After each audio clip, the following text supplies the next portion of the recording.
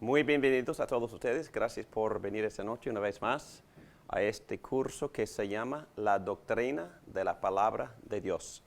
Empezamos hace una semana hablando de cosas de carácter introductivo y definimos lo que es la teología, también definimos la palabra revelación, hablamos de la importancia de la revelación y también la importancia de la palabra de Dios como el vehículo o el instrumento por medio del cual Dios se reveló en forma escrita. En esta noche vamos a seguir adelante con este curso y en esta noche vamos a tocar el tema de los planteamientos epistemológicos. Es una frase bastante sofisticada que quiere decir la ciencia del conocimiento. En otras palabras, esa palabra epistemología habla de cómo nosotros recibimos la información que tenemos. O en otras palabras, la palabra expresa la ciencia de cómo sabemos lo que sabemos. Si yo tengo certeza de alguna información, ¿en qué se basa esa certeza? En otras palabras, hay varios vehículos por medio de los cuales nosotros recibimos información o conocimientos. Y esta palabra es la palabra que define o expresa esta ciencia de cómo sabemos lo que sabemos. Muy bien, voy a hablar en este momento de tres perspectivas, o es decir, tres maneras por medio de las cuales nosotros recibimos revelación o información o conocimiento. Mejor dicho, vamos a usar la palabra conocimiento. Número uno o número A en las notas es subjetivismo. Número dos obviamente será objetivismo y número tres será tradicionalismo. Muy bien, vamos a tocar primero subjetivismo. Bueno, en nuestra era, esta manera se enfatiza muchísimo porque, según este punto de vista, no existe la realidad objetiva ni el conocimiento trascendente. ¿Me entienden? En otras palabras, no es posible ir más allá para obtener conocimientos. Es suficiente, bueno, en este caso, mirar hacia adentro. En otras palabras, la palabra intuición se usa. La palabra subjetiva o subjetivo tiene referencia a mi propia experiencia. Yo sé por lo que yo siento. Yo sé por mi propia intuición, por mis propias convicciones internas. Y no existe estandarte ni árbitro o trascendente, para usar la palabra filosófica, para poder obtener conocimiento objetivo. Todo es subjetivo. Ejemplos en los primeros siglos y en nuestra era, en la modernidad. Gnosticismo. Ustedes están bastante familiarizados con este concepto porque tenía cierta influencia en las primeras iglesias en el primer siglo y entendemos que el apóstol Juan en un sentido tuvo que dirigirse a esta herejía en sus iglesias a las cuales él escribió. Y entendemos históricamente que no existió en aquel entonces un concepto bien desarrollado de gnosticismo, pero por lo menos las simientes sí existían en las iglesias. Gnosticismo viene de la palabra en griego gnosis, que se traduce conocimiento. Y según los gnósticos, nosotros recibimos los conocimientos místicamente. Y quién sabe cómo, pero yo sé hoy en día que Los gnósticos tienen sus libros de oración escritos en hebreo y se les da ese libro y la persona que recibe el libro dice, pero no leo hebreo. Y el gnóstico dice, no importa, porque el gnosis o el conocimiento no pasa por la mente, no pasa por el cerebro. Los conocimientos van directamente al alma. Y cuando usted lee la letra en hebreo, la sabiduría antigua le llega a través del ojo y toca directamente el alma. Y usted recibiría gnosis.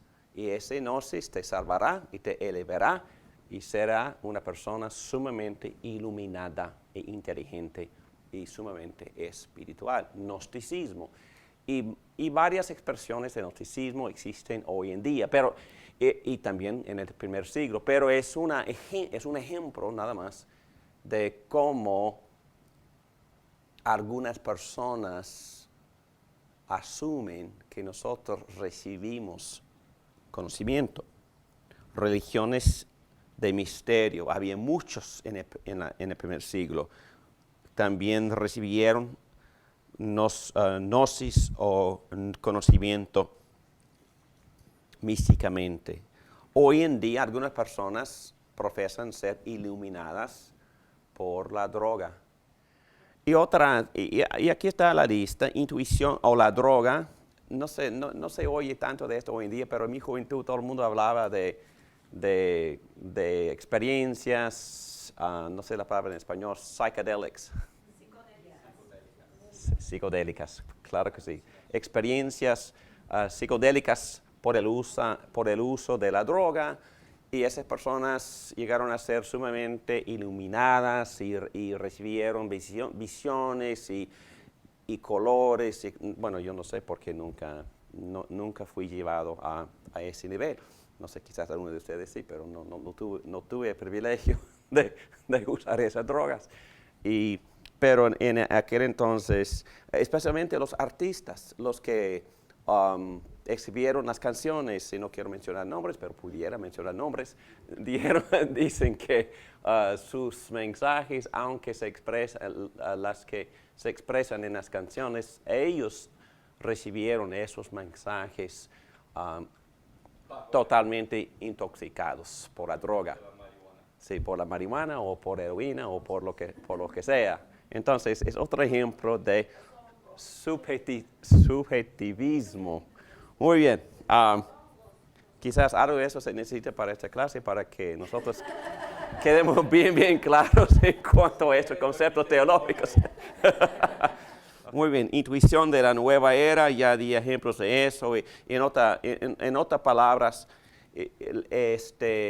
la iluminación ocurre cuando uno mira hacia adentro y toca la parte divina de uno mismo.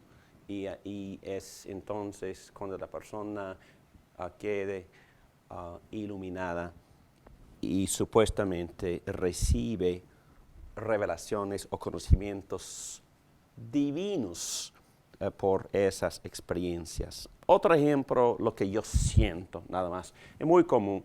Si no lo siento, si yo siento cómodo con el concepto, entonces tiene que ser la verdad, ¿no? Yo mismo lo he dicho.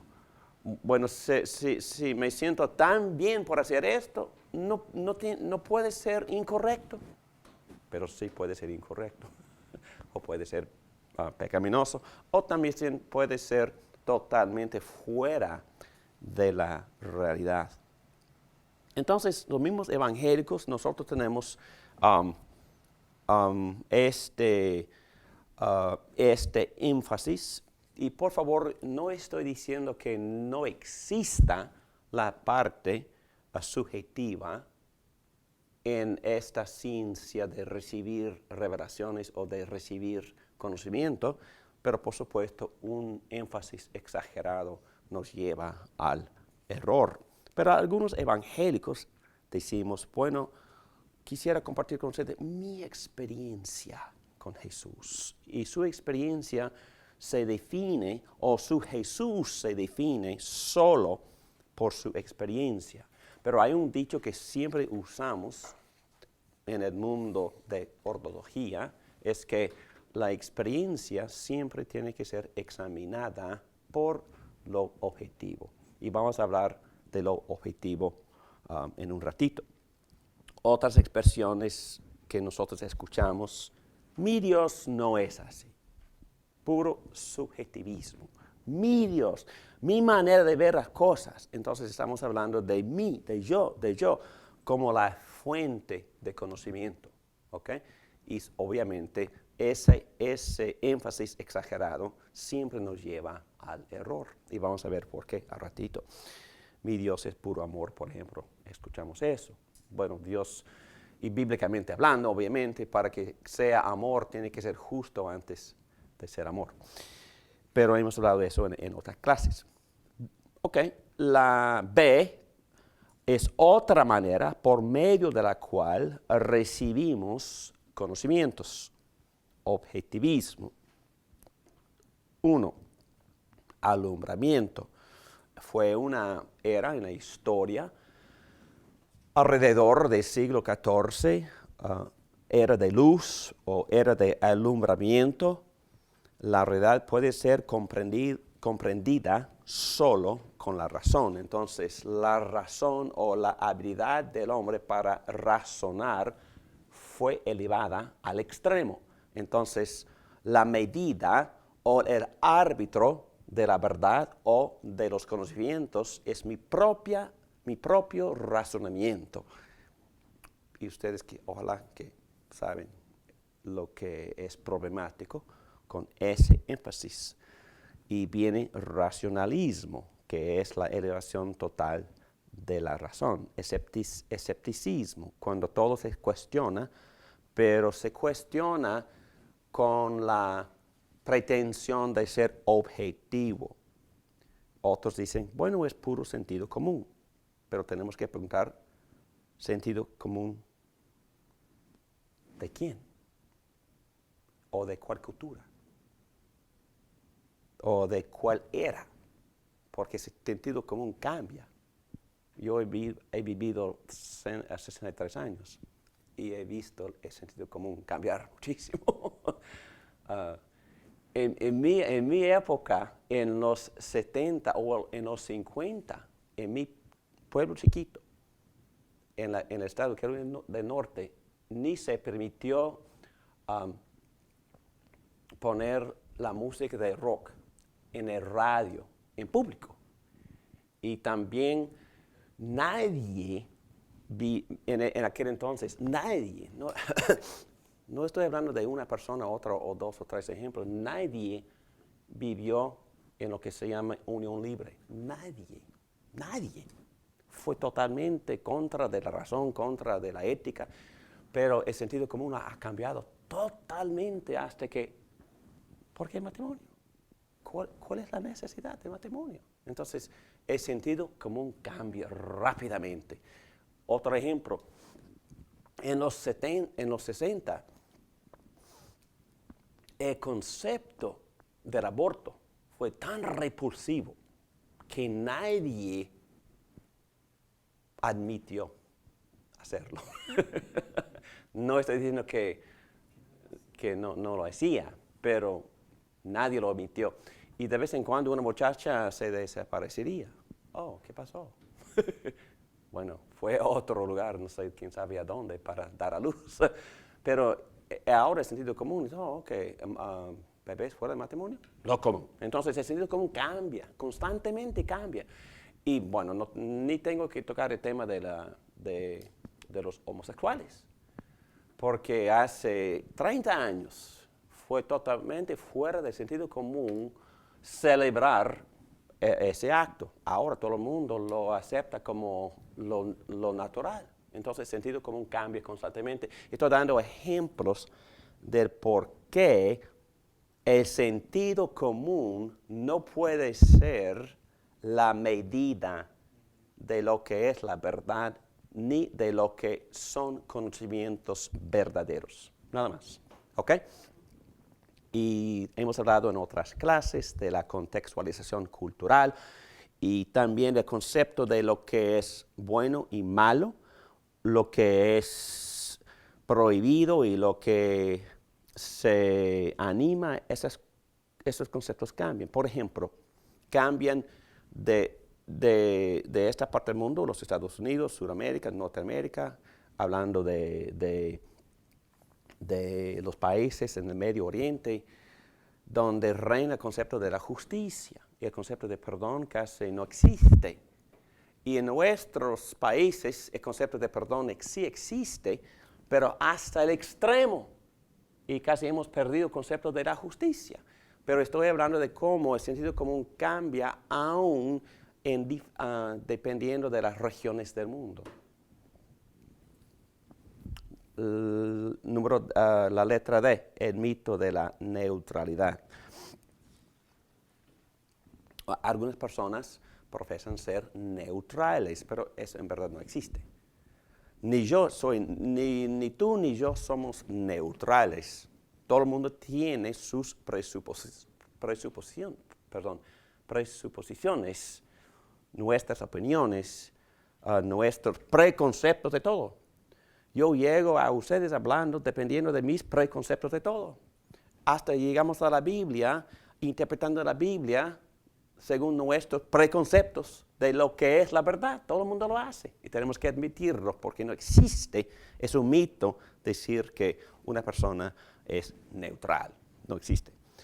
Arrogancia, y muchos autores han hablado de lo que se llama pretensión cronológica. ¿Saben lo que es pretensión cronológica? Y no estamos ahora en los 90, estamos en nuevo siglo. Ya no pensamos como esa gente antigua pensaron hace 15 años. Entonces somos más iluminados ahora. Y todo el mundo piensa así, mis padres, qué cosa, no sabían nada. Y mis abuelos y bisabuelos, quizás tenemos más en común con nuestros bisabuelos que con nuestros padres, porque todo cambia constantemente. Pero lamentablemente pensamos que porque vivimos hoy, simplemente porque vivimos hoy, somos más iluminados que los que vivieron hace 15 años o hace 500 años. O peor, hace 3,000 años. ¿Esos estudios? ¿Qué cosa? No sabían. Bueno, hemos investigado y hemos visto que sabían bastantito. Y algunos tenían una sabiduría mucho más superior a la nuestra. Entonces es pura arrogancia. Entonces el objetivismo no puede depender de hoy. Jesús, solo un gran maestro, eso es otro dicho objetivo. Todo el mundo sabe eso. Bueno, quizás otras evidencias prueban otra cosa. Fundamentalismo también tiene su error, porque a veces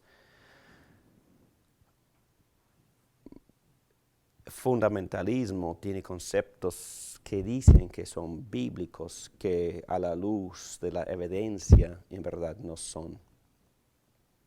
En cuanto a la ciencia, filosofía, evolución, o a veces niegan la razón o la psicología, cuando en verdad estas ciencias sí nos pueden servir, pero nos pueden servir bajo el árbitro.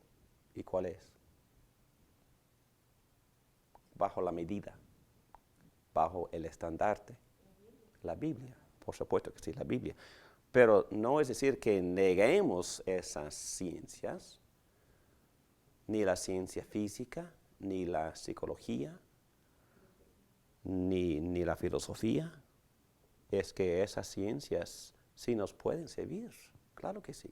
Es imposible estudiar la Biblia sin usar esas ciencias. Es imposible estudiar cualquier tema sin usar la ciencia de los idiomas, o el desarrollo de los idiomas, o la ciencia de investigación, o aún la ciencia de la arqueología, o la disciplina de la historia. Imposible. Entonces no somos gente tan primitiva, ni aislada, ni, ¿cuál es la palabra? Estrecha, para rechazar por completo otras fuentes de conocimiento. Pero estamos diciendo que no existe lo que se llama objetivismo basado en esas ciencias. ¿Y por qué? Porque no se puede depender totalmente de la razón humana. Porque siempre puede haber una opinión. Sí, porque la opinión individual puede cambiar o puede variar. ¿Ok? ¿Otra razón? Pecadores.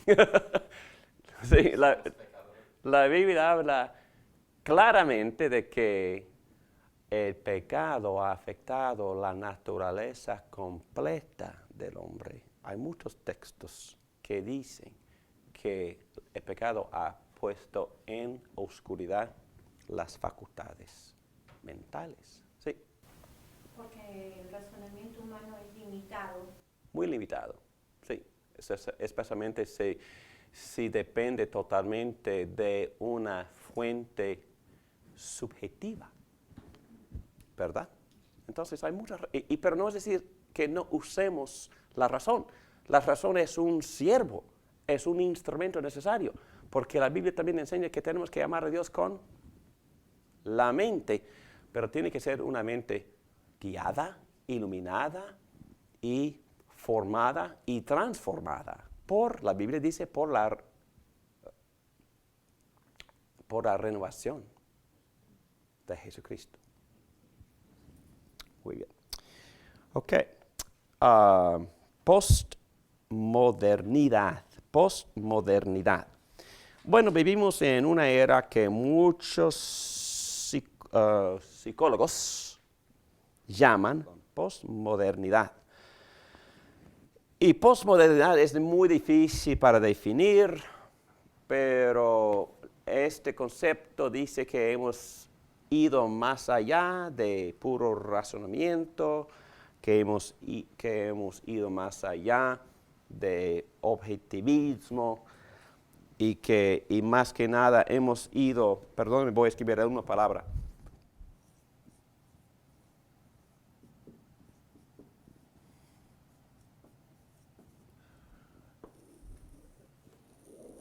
¿Qué es una proposición?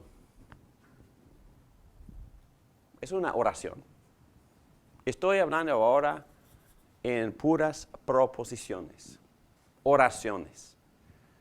Subjetivo, verbo, adjetivos, adverbios, etcétera, etcétera. Y el postmodernismo resiste proposiciones, resiste conceptos, resiste absolutos, resiste la idea de que exista lo absoluto. Entonces, el absoluto de la gente postmoderna es que no existe lo absoluto. Pero también si yo digo la salvación es por medio de Jesucristo, también es una proposición. Y la gente postmoderna, no se puede decir eso, no se sabe.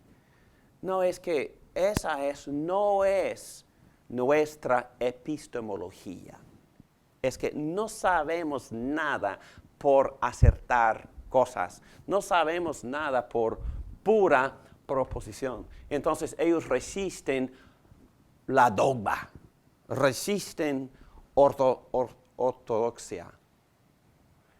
Cualquier propósito que se expresa en palabras, resisten ese tipo de definir la realidad. Vamos a seguir adelante. La historia, por ejemplo, la historia y la Biblia están llenas de errores. Entonces no se puede depender de un libro de puras proposiciones. Es que no es la manera. Es que la Biblia está repleta de errores y de opiniones escritas por hombres Y entonces no conocemos casi nada por estudiar proposiciones. Es la idea. ¿Ok? Y dicen, bueno, nosotros hemos estudiado en otras clases la crítica alta y la crítica baja. Y la crítica alta critica las fuentes de los conocimientos. Pero no se puede aceptar la Biblia sin aceptar las fuentes. Por ejemplo, cuando Moisés escribió Génesis, Éxodo, etcétera, etcétera, ¿qué fue su fuente? ¿Cómo sabía él qué escribir? Bueno, en algunas partes, ¿verdad? En algunas partes él escuchó la voz alta de Dios. En otras partes, Dios supuestamente le dio tablas que Dios mismo había, en las cuales Dios mismo había escrito palabras. Otra fuente. Otra fuente fue su propia testigo de los eventos. Sí, exactamente. Por observar, sí, él fue testigo ocular de muchos eventos. Y también él sintió correctamente, según nuestra opinión y la opinión de Jesucristo, que él sintió inspirado para, por ejemplo, predicar los sermones que él predicó en el libro de Deuteronomio. Y no recibió eso palabra por palabra de Dios, pero entendemos que el Espíritu Santo lo guió en esos sermones para que él escribiera la palabra. Entonces, la persona postmoderna dice, qué tontería. No sé, eso es por pura fe. Ustedes no saben. No, es más, nadie sabe. Entonces, alta crítica pretende tener un estudio bien elevado acerca de las fuentes de los conocimientos. ¿Entienden? Entonces, hemos presentado en otras clases otras teorías acerca de las fuentes. Por ejemplo, la teoría JEDP, que dice que habían por lo menos 4 fuentes. Y entonces otro redactor o editor vino mucho después y combinó la información de estas fuentes. Y la persona postmoderna critica la certeza de cualquier conocimiento atacando la fuente. También atacan usando la frase crítica baja, atacan el texto. La crítica baja dice que el texto mismo de la Biblia es corrupta, no se puede depender del texto. Y otra vez están atacando la fuente por decir que no se puede confiar en lo que Pablo escribió porque en verdad quizás no lo escribió, fue otra persona o una combinación de personas o quizás una persona en el IV siglo para presentar la idea de la divinidad de Jesucristo. Es una teoría muy moderna, pero la idea es criticar la historicidad y la confiabilidad, autenticidad de la Biblia. Y diciendo otra vez que no se puede confiar en ningún concepto objetivo, ni confiar en las fuentes de la información. Y no lo dicen solo de la Biblia, lo dicen de la historia. Dicen que en verdad es imposible saber nada. Obviamente existe este prejuicio acerca de la Biblia, que no existe en cuanto a otra literatura, pero en las universidades critican todo y redefinen la historia. Y eso se llama reduccionismo y la historia reescrita. Y también han salido películas acerca que han reinterpretado varios eventos. Bueno, ellos están diciendo que la versión original fue distorsionada, pero nosotros tenemos la versión correcta. Pero otra vez, y puede tener una gotita de la verdad, pero el punto es un punto muy general. Están diciendo que la historia no es confiable. ¿Ok? Como fuente de conocimiento. Todas las ideologías son puro juego de poder. Hemos dado ejemplos de eso con Dan Brown hoy en día, diciendo que fue el emperador Constantino que influyó mucho en el consejo, en el concilio, para convencerles a escribir que Jesucristo es divino, para que él pudiera reconocer la religión cristiana como la más poderosa para su beneficio político. Y hoy en día nuestros amigos nos dicen, no me digas por favor que tú tienes la verdad, porque cuando tú me dices que tú tienes la verdad es porque tú me quieres controlar. Entonces es cuestión de una lucha para el poder, un juego de poder. Debilidad. La debilidad de esta posición es que no ofrece alternativa. Entonces, ¿cómo sabemos? Y no hay respuesta. Pero vamos a ver más adelante en estas clases que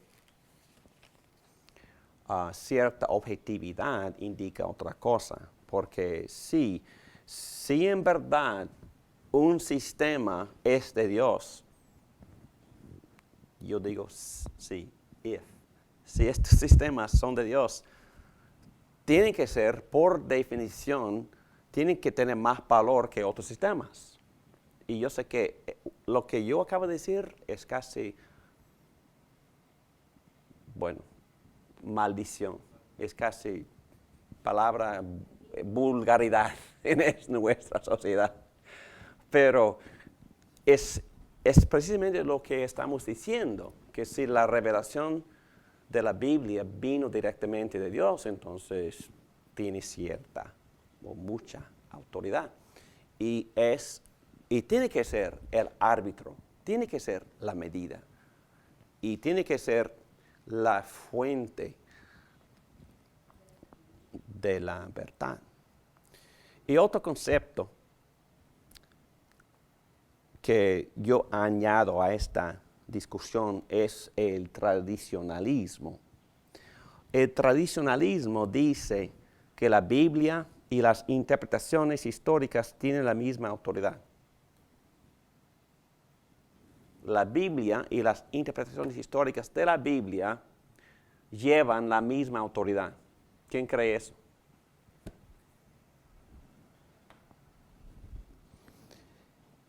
Y nosotros también tenemos tradiciones.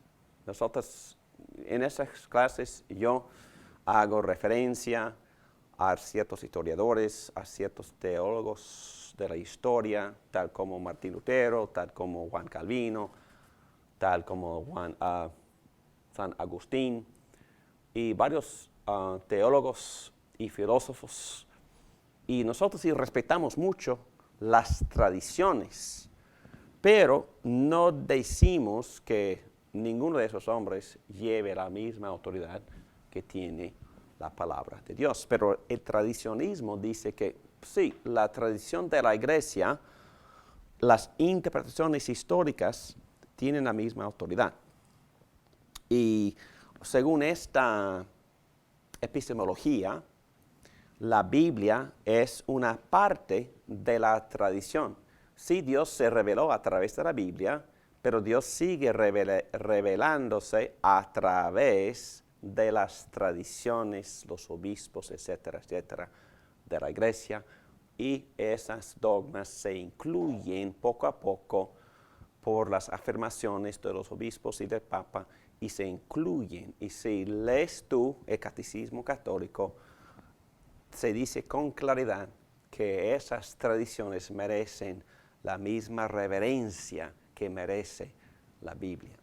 Entonces, es otra epistemología. ¿De dónde viene el conocimiento? Según el cristiano evangélico, el conocimiento viene a través de la palabra de Dios, la Biblia. Y según otras ramas de la iglesia, los conocimientos vienen a través de de la iglesia. De la iglesia.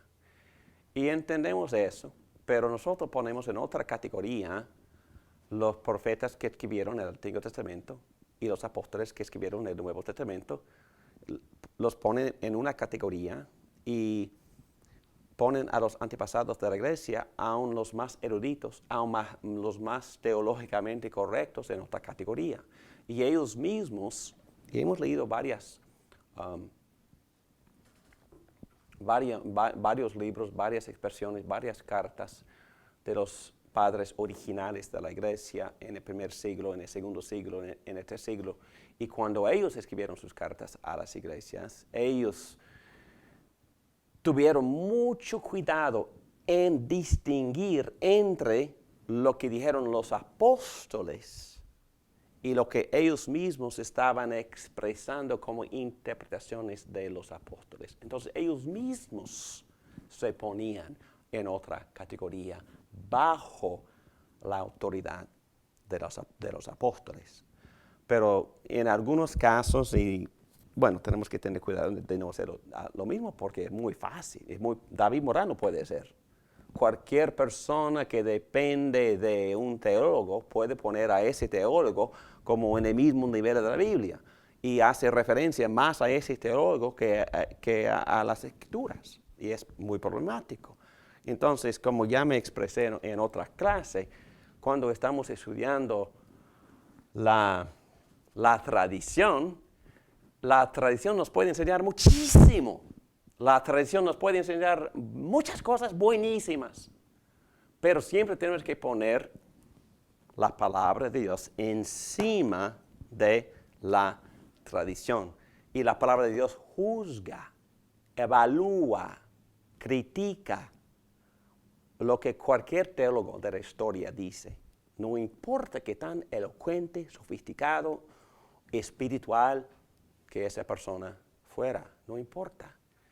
Tenemos que examinar todo, tenemos que examinar nuestras tradiciones como gente, entre comillas, reformada, o gente evangélica, gente protestante, porque nosotros también podríamos errar fácilmente y podemos también ser culpables de exactamente lo que estamos acusando en otras ramas.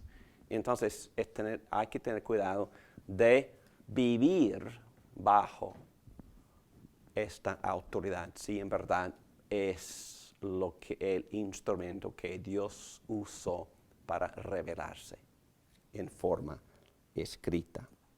Muy bien. Los de esta tradición usan lo que se llama la metodología deductiva. Dicen, es lógico que Dios lo hiciera, por eso lo hizo.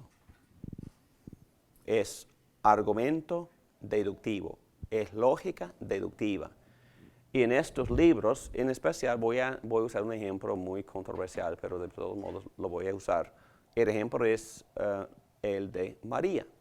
Dicen que es lógico y apropiado que Dios aceptaría a María en el cielo sin que ella tuviera que morir. Es lógico y apropiado que lo hiciera, por lo tanto, lo hizo. Así argumentan. Y estoy citando una referencia de este teólogo, Richard McBrien, y a unos católicos lo ven como un liberal, pero no importa, porque él está diciendo exactamente la manera en que argumentan para que formen otras doctrinas extrabíblicas. El argumento es que la Biblia no nos dice todo y por eso hay que usar lógica deductiva para formar otros conceptos. Y nosotros diríamos que, ¿qué? ¿Qué diría el evangélico? Que la Biblia dice lo suficiente. Es suficiente, pero nosotros también enseñamos cosas que la Biblia implica, que no necesariamente se encuentran en la Biblia, pero ¿cuál es la diferencia? Bueno, volviendo al argumento deductivo, nosotros también enseñamos implicaciones. pero la diferencia es que hay que tener muchísimo cuidado en crear una dogma que contradiga lo que dice la Biblia. Y la Biblia nunca habló de la asunción de María, o es decir, que Dios la recibió en el cielo sin que ella tuviera que morir. No, es más, la Biblia dice que con claridad que el resultado del pecado es la muerte. Y también yo creo que hay evidencia bíblica, muchísima evidencia bíblica de que María era una pecadora. Porque dice que todos los seres humanos son pecadores, menos Jesucristo. La Biblia lo dice en varias partes. Pero también dice que María misma, en su canción, después de darse cuenta de su embarazo, hecho por el Espíritu Santo, en su canción de alabanza, ella le llamó a su Salvador, llamándole a Dios su Salvador. Entonces, ¿quiénes necesitan a un Salvador? Los pecadores necesitan a un Salvador. Pero es más, en Romanos 3 habla con claridad de que todos somos pecadores. Lo dice como 10 veces.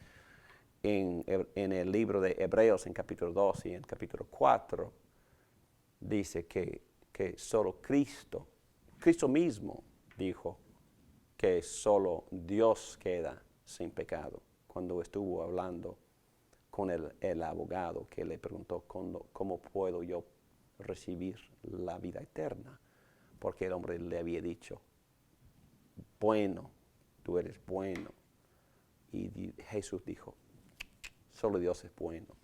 Quizás si me estás llamando, Dios está bien, pero hay que reconocer que solo Dios es bueno. Y muchos textos enseñan que todo ser humano es pecador. Y que María también se incluye, yo creo, en esa categoría. Y ella misma oró a su Salvador. Ok, pero es un ejemplo nada más. Hay que tener cuidado de no ir más allá. Hay que tener mucho cuidado de no contradecir lo que la Biblia dice con claridad. Las implicaciones, ok, está bien. Pero deducciones que van más allá de la Biblia, que contradicen la Biblia, no están bien. Los apóstoles siempre, como dijiste bien, nunca recibieron elogio ni alabanza como si fueran personas superiores, como personas santas en ese sentido de perfección o en ese sentido de más elevadas que otras personas. Nunca, jamás.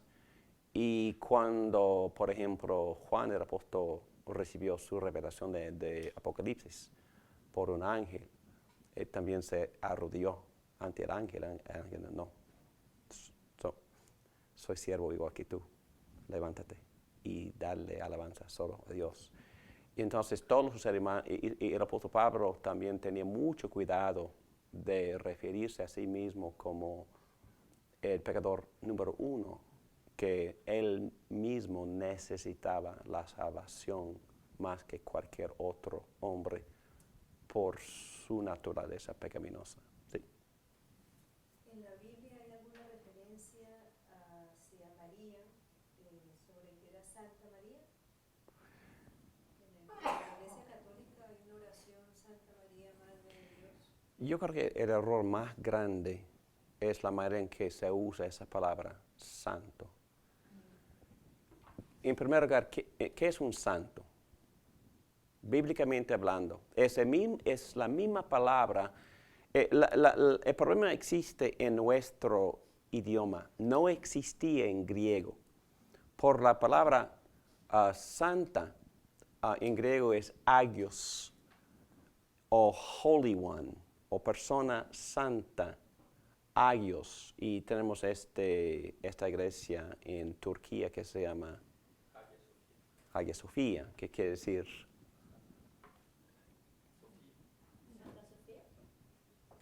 Holy Wisdom, Santa Sabiduría.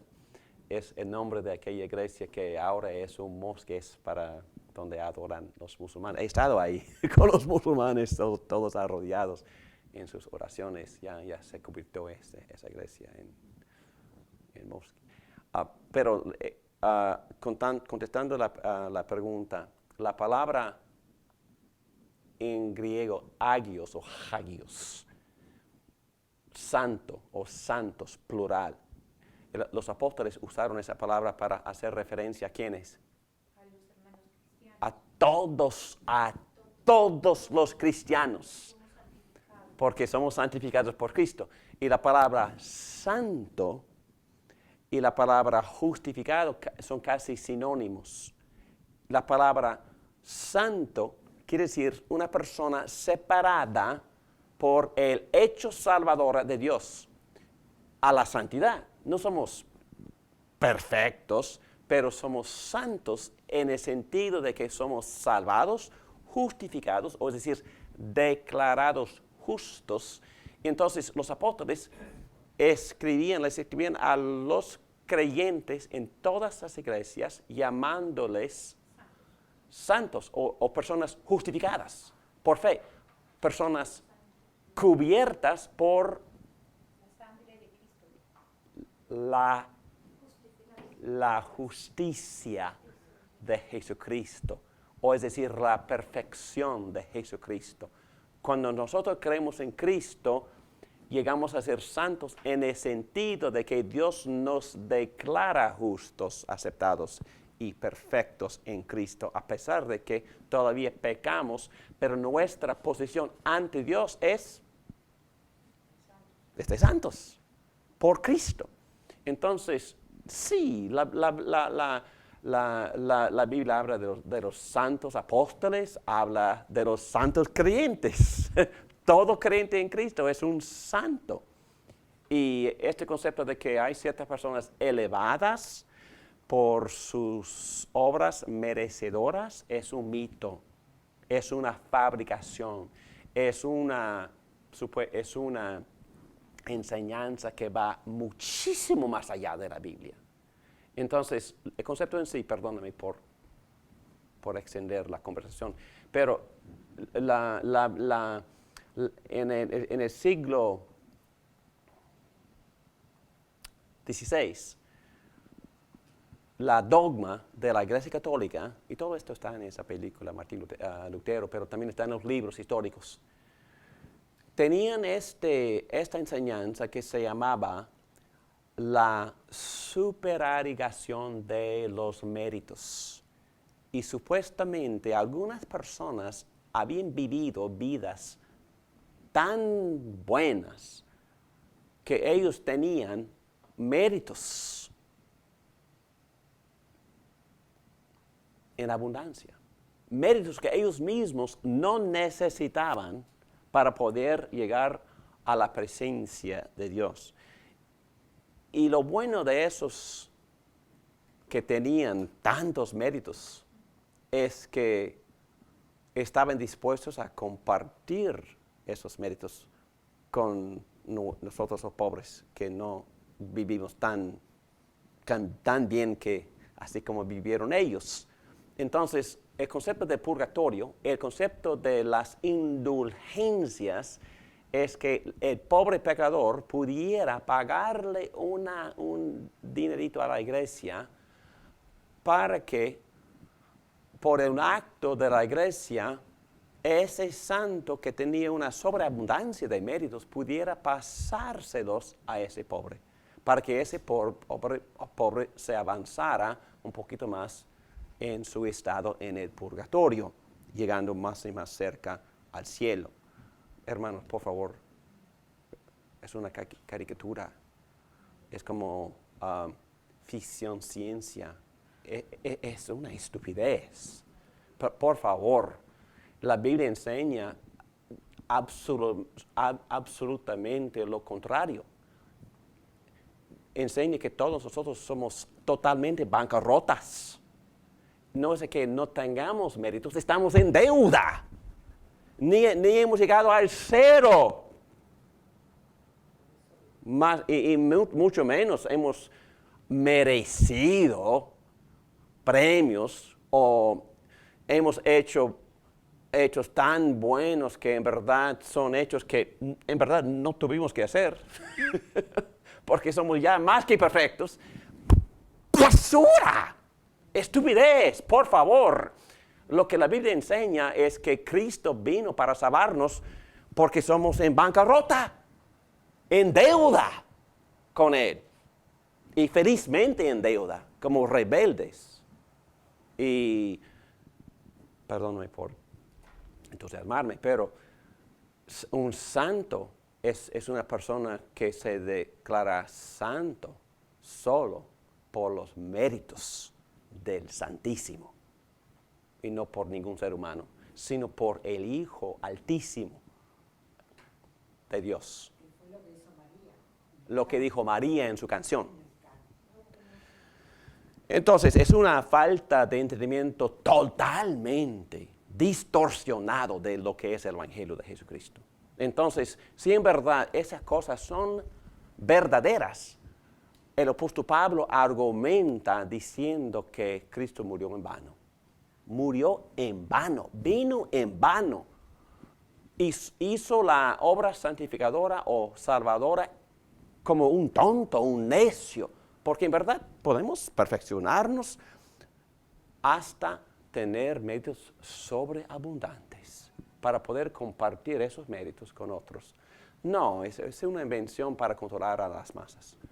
Y todo eso se revela en la historia y por eso, y yo sé que no es cosa bella ver las divisiones, pero vamos a ver que a veces las divisiones son absolutamente necesarias para poder conservar las verdades bíblicas del Evangelio. Y es lo que Martín Lutero estuvo tratando de hacer en el siglo XVI cuando él escribió las tesis 95 y las puso en la puerta de la capilla Wittenberg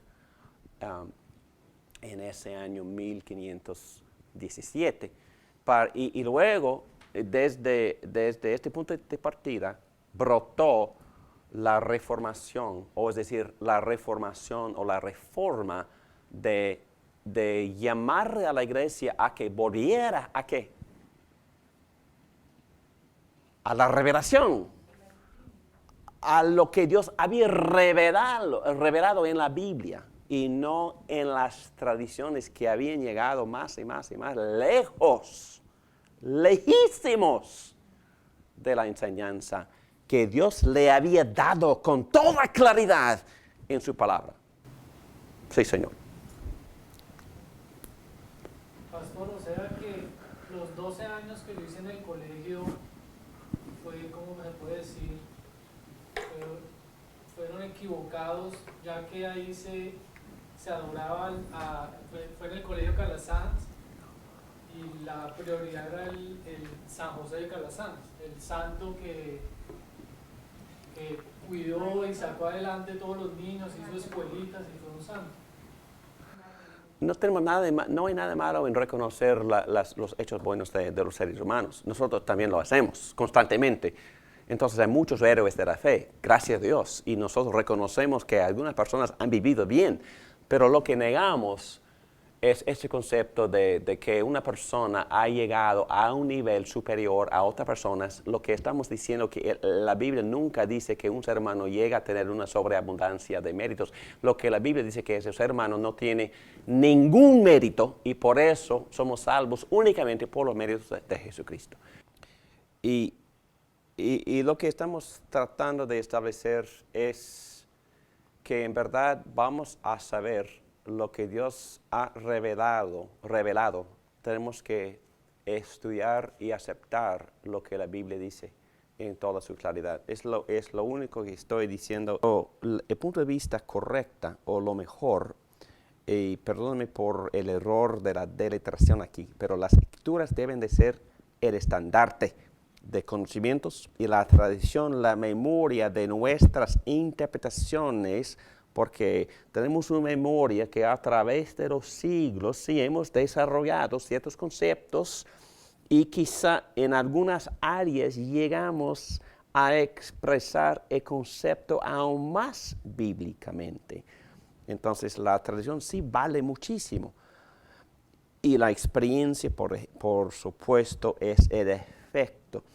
Si yo estudio la palabra de Dios y yo examino las interpretaciones de las tradiciones, inclusive las de hoy, y voy a basar mi experiencia en esas interpretaciones. Entonces no hay otra manera. Entonces no estamos negando la necesidad de interpretar, no estamos negando ni la necesidad de formar tradiciones. Por eso yo tengo una biblioteca, porque yo quiero conservar las tradiciones, las buenas, las tradiciones preparadas por los más eruditos o las personas que se han dedicado toda su vida a estudiar las escrituras y han categorizado muchos temas y muchas doctrinas, y en esa clase estoy enseñando estas tradiciones. Pero, otra vez, ojalá bajo este estandarte. Y por supuesto, yo y ustedes vamos a salir y vamos a vivir según alguna interpretación. ¿No es así? Entonces, las tradiciones son sumamente importantes, pero lo único que estamos diciendo es que tienen que ser bíblicas o lo más bíblicas posible. Entonces tenemos que, y aún la Biblia misma, y vamos a examinar los textos, dice que hay que estudiar cuidadosamente las escrituras para poder enseñar una pura doctrina y una ética bíblica, porque nuestra vida cotidiana se basa sobre la ética que sacamos de estas doctrinas. Muy bien, resumen, y tomamos un break. Aunque la teología interpreta la revelación, hay que recordar que la revelación juzga y corrige y transforma al intérprete, la persona, y su interpretación. Amén.